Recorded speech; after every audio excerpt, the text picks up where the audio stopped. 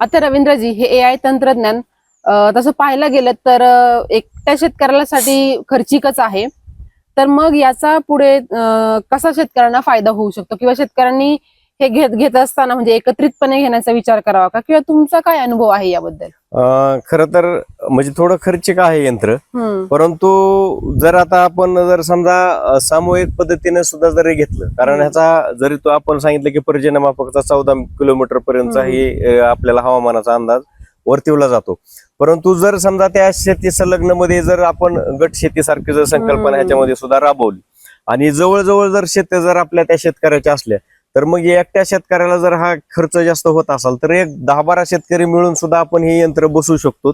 आणि त्या यंत्राच्या माध्यमातून आपण आपल्या शेतीतल्या ह्याच्या सेन्सर सुद्धा ह्याला मग दुसरे आपल्याला त्या मातीचे हे ते वाढवता येतात, त्या पद्धतीने आपण हे कव्हर करू शकतो.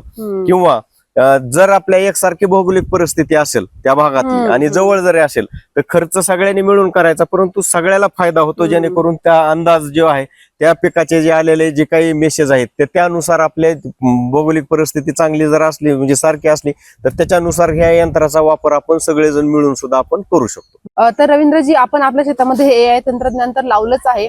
आपल्यासोबत गावातील किती शेतकऱ्यांनी ह्या एआय तंत्रज्ञानाचा वापर केला आहे आणि त्याचा फायदा त्यांना होतो आहे? आपण मी लावल्याच्या नंतर आमच्या इथं जवळजवळ आणि 2 शेतकऱ्यांनी हे एआय तंत्रज्ञानाचा वापर केलेला आहे. आणि ते जे तंत्रज्ञान आपण वापर केलेलं ते आम्ही वेगवेगळ्या भागामध्ये शेतकरी आहेत आणि त्याने म्हणजे आम्हाला बी ते आमच्या गावाचे जे काही म्हणजे वातावरण जे आहे ते आम्हाला लक्षात येईल आणि या एआय तंत्रज्ञानाचा वापर कसा होतो त्या भागामध्ये, तर त्याची सुद्धा माहिती करण्यासाठी आम्ही आता माझ्यासोबत आमच्या गावातील 2 शेतकऱ्यांनी सुद्धा एआय तंत्रज्ञानाचा वापर केलेला.